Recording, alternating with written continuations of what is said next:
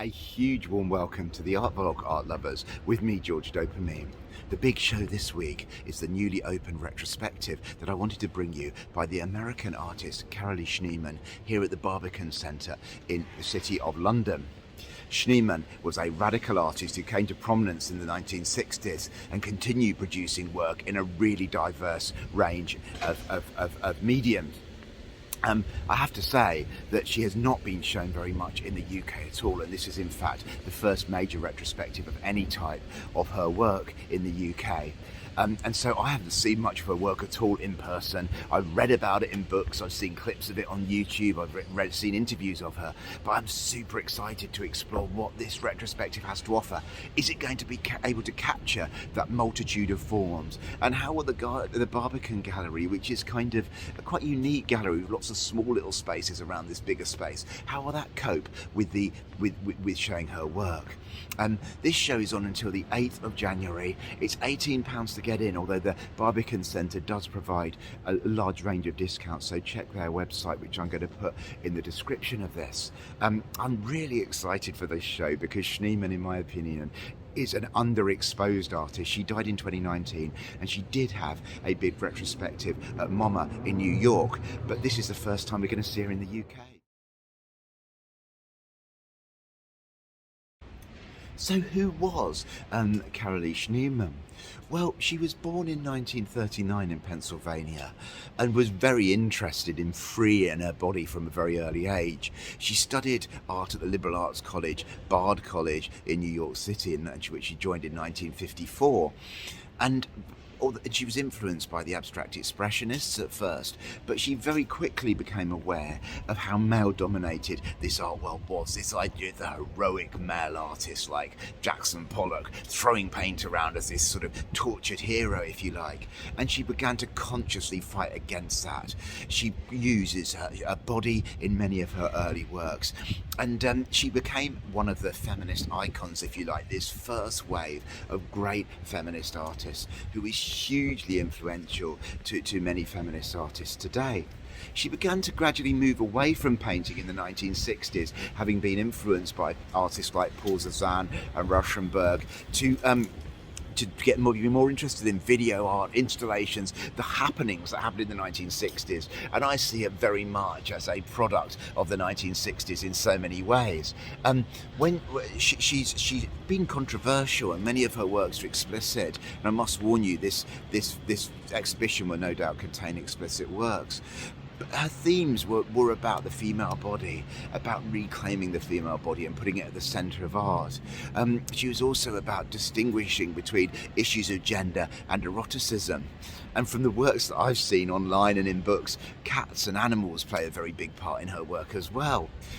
She died in 2019, finally getting some of the more official recognition that she deserved. She died at the age of 79. And what I'm expecting from this show is a huge, diverse range of art. So come and join me as I head inside the retrospective by Carolee Schneemann and see what I can bring you.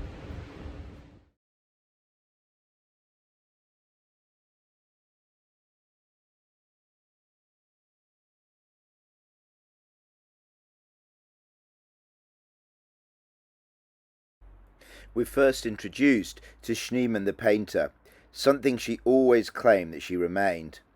The influence of abstract expressionism is clear in these early works, but the human body sometimes seems to be breaking through.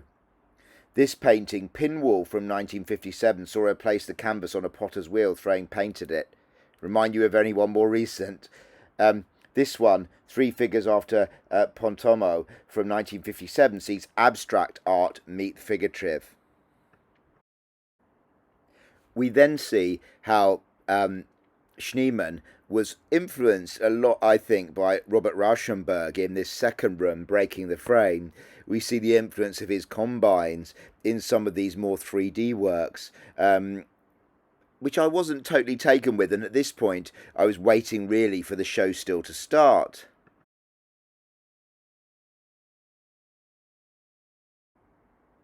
Around the corner on the top floor are a series of works which surprised and beguiled me, bearing in mind I don't know that much about Schneemann's early works. And these box constructions were beautiful dioramas, which actually reminded me of the work of the Syrian artist Mohammed Hafiz that I saw at the Brighton Festival. They were exquisite, but I still felt, in a way, that Schneemann was still developing and trying to find her artistic voice. The retrospective begins to rev up in room 4.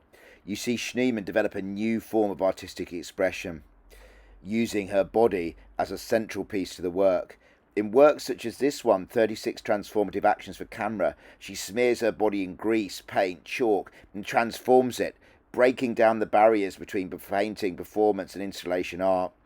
These photos capture the craziness and energy of 1963. There's also a room which focuses here on her work with the Judson Dance Theatre.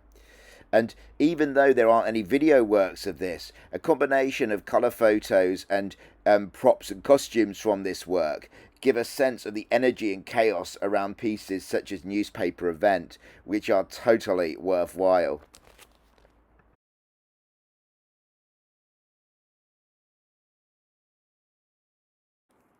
One of my highlights of the whole show is the video piece Meet Joy, which unfortunately I can't bring you as it's the policy on the art vlog, but I will show you a couple of stills.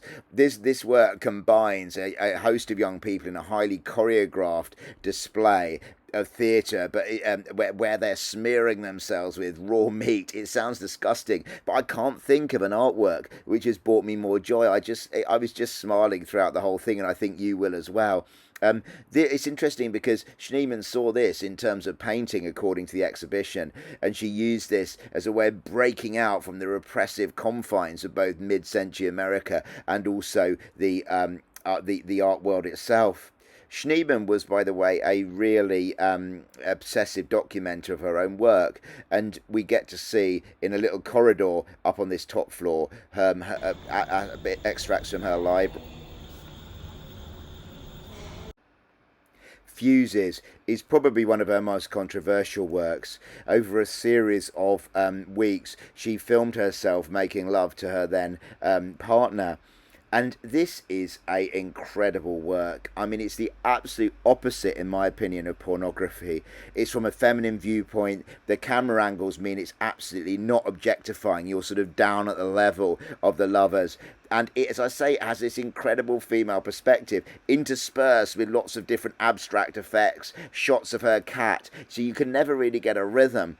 It's an incredibly beautiful piece of work. And this piece, along with Meet Joy, are two of my undoubted highlights of the whole show. They're really excellent examples, in my opinion, of 1960s art.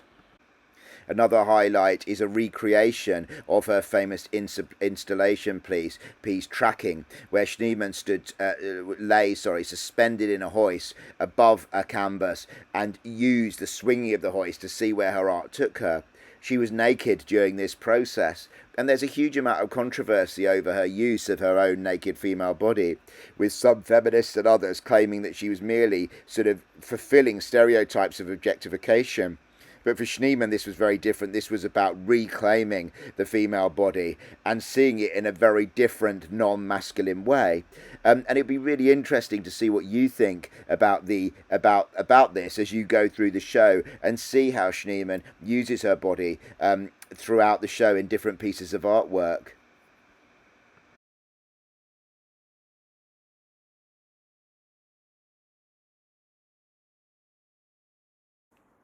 Another highlight of the exhibition is the two rooms entitled Vulvic Space. This work that you're seeing here is called the Sexual Parameters Chart 1, 2 and 3, and it concludes the results of interviews that Schneemann carried out with 4 women in between 1969 and 1975 in London. And I love the way that it subverted the cold scientific approach with an intensely intimate and female response to sexuality. Another electrifying piece is the work Interior Scroll, which saw Schneemann in a piece of performance art pull this scroll that you're seeing now from her vagina and read from it a conversation between her and a male artist, which perpetrated the stereotypes which feminist artists like Schneemann had to put up with. Another absolutely electrifying work is Blood Work Diary from 1972, where when a lover of Schneemann expressed disgust at some menstrual fluid, she created this into an artwork, which you can see here.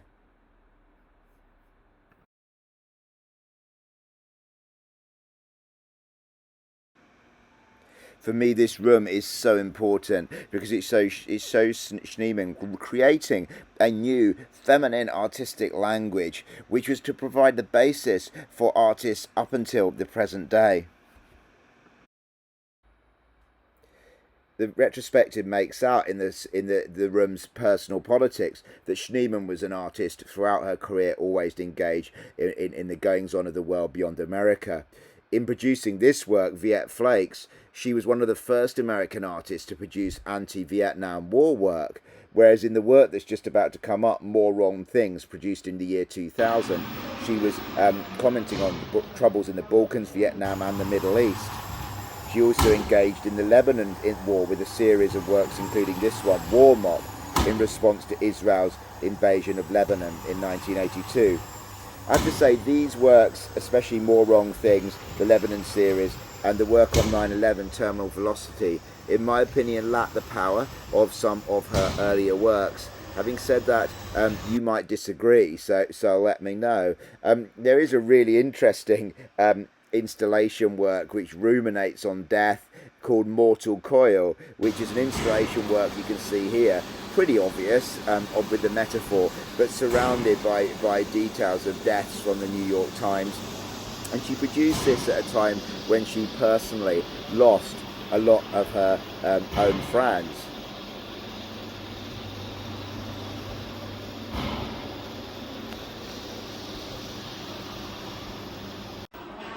Although the show does lose power in these last pieces of work, there is one final masterpiece called Known Unknown Plague Column, a multimedia installation which, as you can see here, responded to Schneemann's own diagnosis with cancer. It's actually a very, very intellectual work, but also a work of terror and beauty, and it's an apt end to the exhibition. Wow. Well, I've just finally managed to escape from the Barbican. I always get stuck in there, but it's a very pleasant place to be stuck anyway. I don't know why, because I've been there so many times. Anyway, I hope you enjoyed those highlights and that mini walkthrough of the Carolee Schneemann show, and it allows you to make a decision as to whether this exhibition is for you or not. I absolutely loved it for two main reasons. One, it was an incredibly immersive blast of the feminist and avant-garde of the 1960s and 70s. Schneemann was there, she was an enthusiastic participant, and her avant-garde energy pulsates through the show.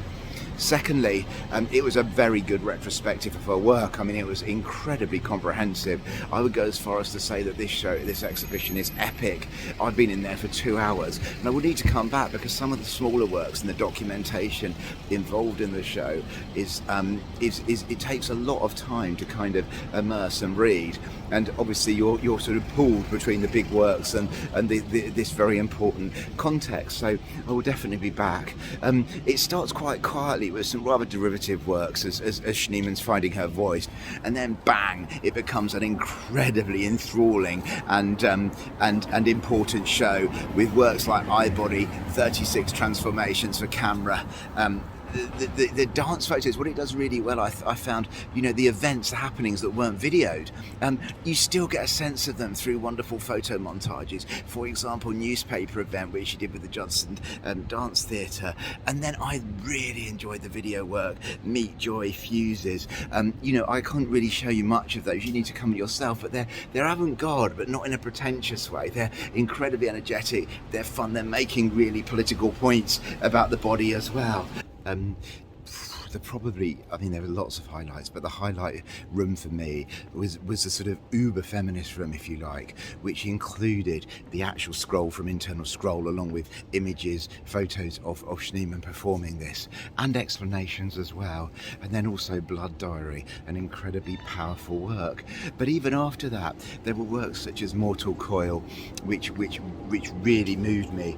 And the last one, Unknown Plague Columns, which referenced her cancer diagnosis for breast cancer and the battle with that, was a very powerful work. I would say the works did tail off a little bit towards the end, but that's fine. That's to be expected from an artist in a way who has been creating for so long. Overall, I do thoroughly recommend this show. It says so much. I say Schneemann is still, even with the recognition that she's now getting, a massively underappreciated artist, both as a feminist artist, as a deeply political artist, and also as an artist of the avant-garde. Yeah, so overall I give this show a 9 out of 10. I thoroughly enjoyed it.